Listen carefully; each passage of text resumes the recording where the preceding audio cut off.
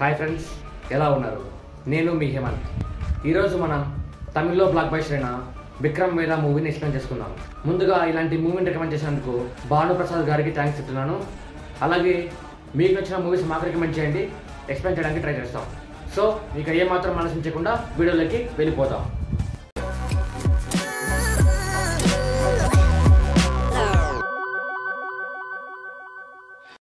స్టోరీలోకి వెళ్ళే ముందు నేను మీకు 2 పాయింట్స్ చెప్తాను.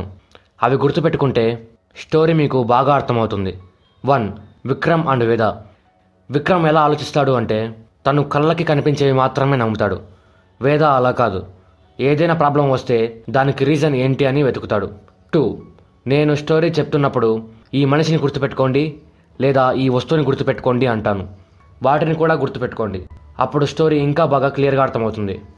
నాకు ఈ మూవీ ఎక్కువగా నచ్చడానికి రీజన్ ఏంటి అంటే మూవీలో చూపించే చిన్న పాయింట్కి కూడా రీజన్ ఉంటుంది. చాలా తక్కువ సినిమాల్లో మనం ఇలాంటివి చూస్తాం. ఇంకా స్టోరీ విషయానికి వస్తే ఒక యానిమేటెడ్ సీన్తో మూవీ స్టార్ట్ అవుతుంది. అదే విక్రమ్ బేతాల్. మనం ఈ కథని చిన్నప్పుడు కథల పుస్తకాల్లో చదివే ఉంటాం. ఈ స్టోరీని మన నేటివిటీకి తగ్గట్టు మార్చారు. విక్రమాదిత్యన్ రాజ్యంలో కరువు కాటకాలు వచ్చింటాయి. ఒక మాంత్రికుడు విక్రమాదిత్యంతో దీనికంతా ఆ రాక్షసుడే కారణం, వెళ్ళి వాడిని చంపే అంటాడు. విక్రమాదిత్యన్ వెళ్ళి ఆ రాక్షసుడిని చంపేస్తాడు. అప్పుడు బేతాళుడు విక్రమాదిత్యన్ మీదకి దుంకి మెడ పట్టుకొని ఒక కథ చెప్పమంటావా అంటాడు. ఇంకా స్టోరీ నార్మల్ మోడ్లోకి వస్తుంది. విక్రమ్ కట్ట అనే వ్యక్తి ద్వారా వేద మనుషులు ఎక్కడున్నారో తెలుసుకొని చంపడానికి వెళ్తాడు. ఈ కట్ట అని గుర్తుపెట్టుకోండి. మళ్ళీ మాట్లాడుకుందాం. విక్రమ్ ఫ్రెండ్ సైమన్ వాళ్ళని చూసి కూడా కాల్చాడు. ఇంతలో విక్రమ్ వచ్చి అందరినీ కాల్చేస్తాడు. అందులో ఒకటి దగ్గర గన్స్, బుల్లెట్స్ ఇలాంటివి ఉండవు. పోలీసులు ఒకరిని వాళ్ళ మీద దాడి చేస్తే కానీ లేదా తప్పించుకొని వెళ్ళేటప్పుడు తప్ప ఇంకెప్పుడు కాల్చకూడదు. దానికి గన్ను, బుల్లెట్స్ లేని వాడి దగ్గర కూడా అవి ఉన్నట్టు, అలాగే వాళ్ళ మీద దాడి చేసినట్టు క్రియేట్ చేస్తారు. వాడి చెయ్యి వాటం రైట్ హ్యాండా లెఫ్ట్ హ్యాండా అని తెలుసుకొని ఆ పని విక్రమ్ పర్ఫెక్ట్గా చేస్తాడు. ఇక్కడ మనకి విక్రమ్ ఇంటెలిజెన్స్ ఎలా ఉంటుంది అని పర్ఫెక్ట్గా చూపిస్తారు. తర్వాత విక్రమ్ ఇంటికి వెళ్ళినప్పుడు తన భార్యని చూపిస్తారు. తను జూనియర్ లాయర్. ఈ ఇద్దరి మధ్య కూడా ఒక కాన్ఫ్లిక్ట్ ఉంటుంది. అది ఏమి అంటే విక్రమ్కి లాయర్స్ అంటే నచ్చరు, అలాగే విక్రమ్ భార్యకి పోలీసులు అంటే నచ్చదు. కానీ ఈ విషయాలన్నీ వాళ్ళ పర్సనల్ లైఫ్లో రానివ్వకుండా ఇద్దరు సంతోషంగా ఉంటారు. విక్రమ్ వాళ్ళ నాన్న బైక్ని రిపేర్ చేస్తూ ఉంటాడు. అది పాత మోడల్ బైక్ కావడంతో దాని పార్ట్స్ కొన్ని దొరకవు. వాళ్ళ నాన్న కూడా ఒక పోలీసే. ఒక క్రిమినల్ వాళ్ళ నాన్నని చంపేసింటాడు. అందుకే విక్రమ్ ఎప్పుడు పోలీసులు అంటే మంచివాళ్ళు, క్రిమినల్స్ అంటే చెడ్డవాళ్ళు అనే ఒకే పాయింట్ ఆఫ్ వ్యూలో ఆలోచిస్తాడు. ఇక్కడ పోలీసులు ఒకరు తన కొడుకుని పెద్ద స్కూల్లో చదివిస్తూ ఉంటారు, ఇంకోరు హై ఎండ్ మోడల్ అయిన బైక్ని సింగిల్ పేమెంట్లో కొనింటారు. ఈ మాటలు గుర్తుపెట్టుకోండి. వీటి గురించి మళ్ళీ మాట్లాడుకుందాం. తర్వాత వేద ఒక ఏరియాలోకి వచ్చి వెళ్ళాడు అని తెలిసి విక్రమ్ అక్కడికి వెళ్తాడు. కానీ ఏం క్లూ దొరకదు.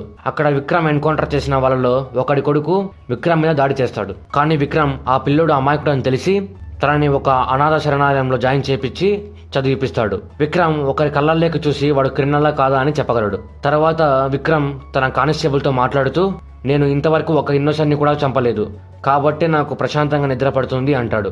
తరువాత ఇలా వరుసగా ఎన్కౌంటర్ చేయడం వల్ల పేపర్లో పోలీసుల గురించి తప్పుగా రాసింటారు. దానికి వాళ్ళ హైయర్ అఫీషియల్స్ విక్రమ్ టీం మీద కోపడతారు.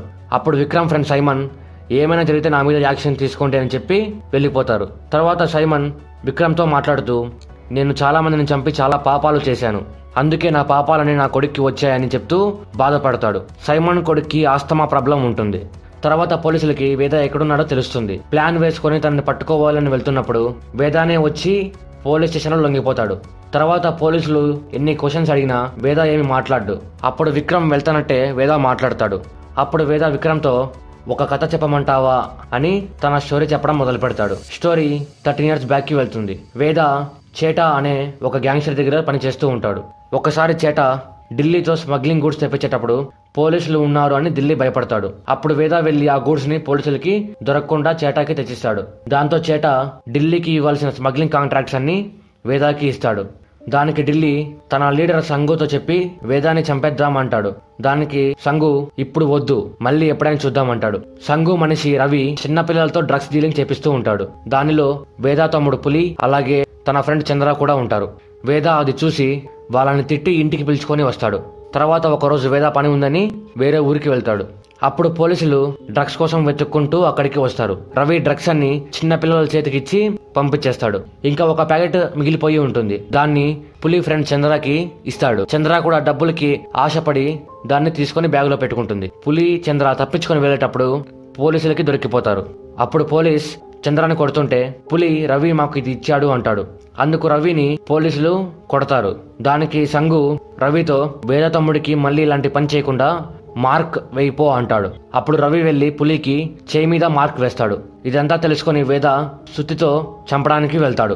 అప్పుడు వేద విక్రమ్తో మీరు చెప్పండి సార్, తప్పు వాళ్ళ పక్క ఉంది. సంగు రవి ఇద్దరిలో ఎవరిని చంపితే బెస్ట్ అంటారు అని క్వశ్చన్ వేస్తాడు. దానికి విక్రమ్ నేను నీ ప్లేస్ లో ఉంటే సంగునే చంపేసేవాడిని అంటాడు. వేద కూడా అదే చేసింటాడు. ఇంతలో వేదాకి బెయిల్ వస్తుంది. బెయిల్ ఇచ్చింది ఎవరు అంటే విక్రమ్ భార్య. బెయిల్ ఇప్పించింది ఎవరు అంటే రవి, అదే పులికి చేయి మీద మార్క్ వేసిన వాడే.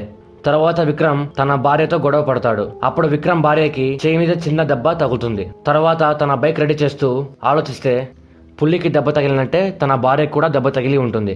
అప్పుడు తెలిసేది ఏమంటే విక్రమ్ ఫస్ట్ సీన్ లో చంపిన వాళ్ళల్లో వేద తమ్ముడు కూడా ఉంటాడు. ఇక్కడ సైమన్ చంద్రాన్ని కాపాడడానికి ఒక కేబుల్ ఫ్యాక్టరీలోకి వెళ్తున్నా అని విక్రమ్ తో చెప్పింటాడు. విక్రమ్ బాగా ఆలోచించి వేద సైమన్ ని చంపడానికి ప్లాన్ వేశాడు అని తెలుసుకొని అక్కడికి వెళ్తాడు. అంతలోనే సైమన్ చనిపోయి ఉంటాడు. చంద్ర కూడా చనిపోయి ఉంటుంది. చంద్ర అంటే చిన్నప్పుడు పులితో ఉన్న అమ్మాయే. వాళ్ళ ఇన్వెస్టిగేషన్ లో చంద్రనే సైమన్ ని చంపింది అని తెలుస్తుంది.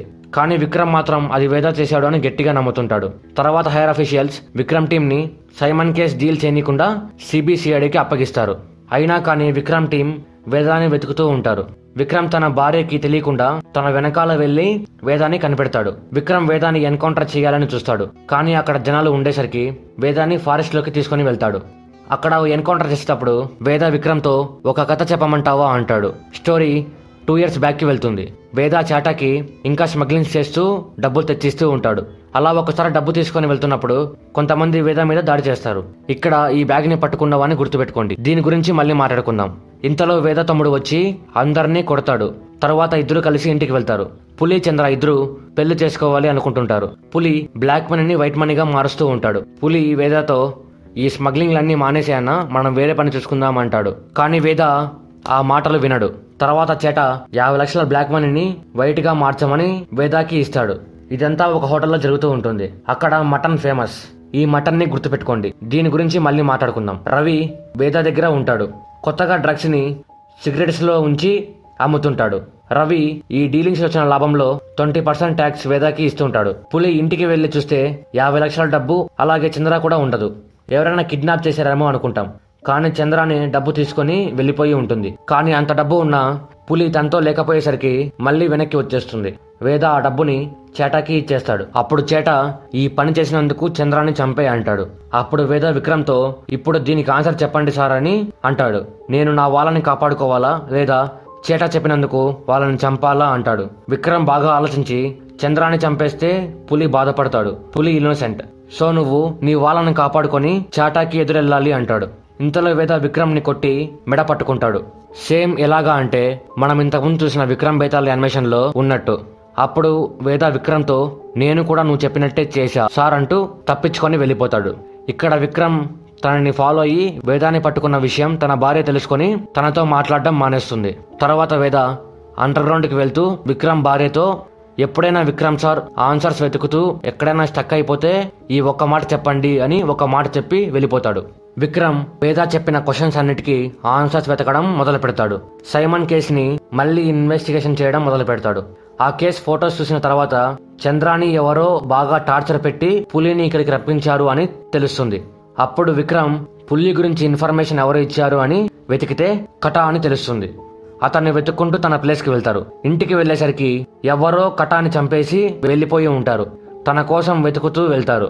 కటాని చంపింది ఎవరు అంటే ఇంతకుముందు వేద బ్యాగ్ పట్టుకున్నప్పుడు ఇతన్ని గుర్తుపెట్టుకోండి అని చెప్పాను చూడండి, అతనే ఇతను.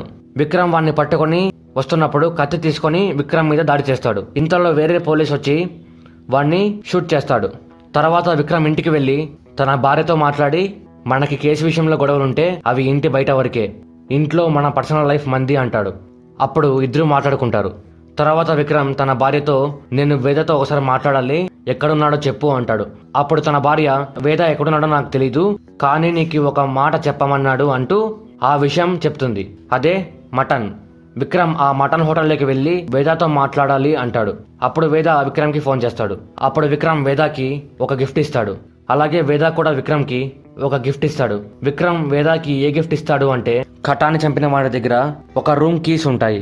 విక్రమ్ ఆ రూమ్ కి వెళ్తాడు. రూమ్ లో సిగరెట్ తీసుకుని కాలిస్తే దానిలో డ్రగ్స్ ఉంటాయి. అప్పుడు తెలిసేది ఏమి అంటే రవినే పులిని చంద్రాని చంపించాడు అని. వేద విక్రమ్ కి ఏం గిఫ్ట్ ఇస్తాడు అంటే తన బైక్ కి కావాల్సిన మెయిన్ పార్ట్. విక్రమ్ బైక్ ని రెడీ చేసి కేబుల్ ఫ్యాక్టరీ దగ్గరికి వెళ్తాడు. తన టీం వెనకాల వస్తుంటారు.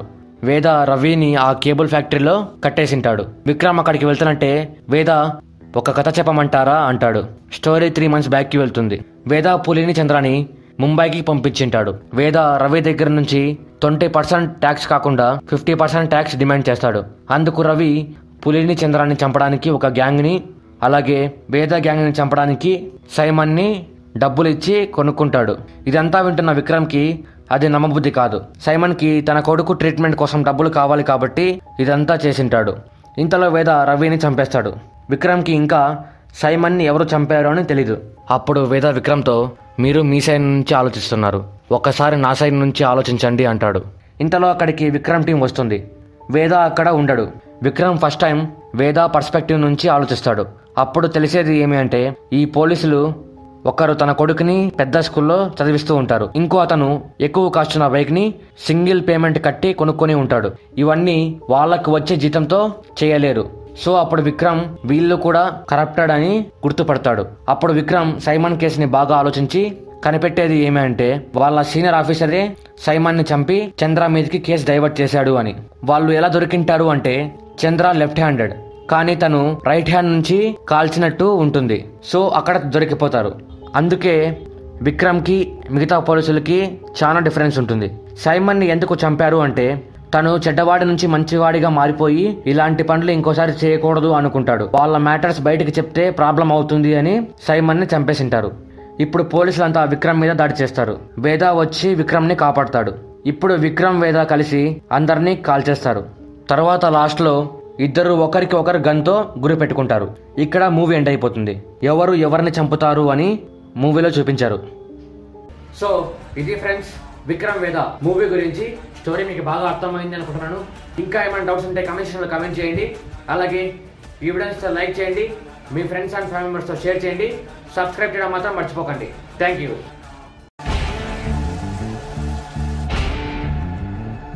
எப்போவுமே பிரச்சனைனா பிரச்சனையை பார்க்காது, இந்த பிரச்சனைக்கான காரணம் நினைப்பாரு.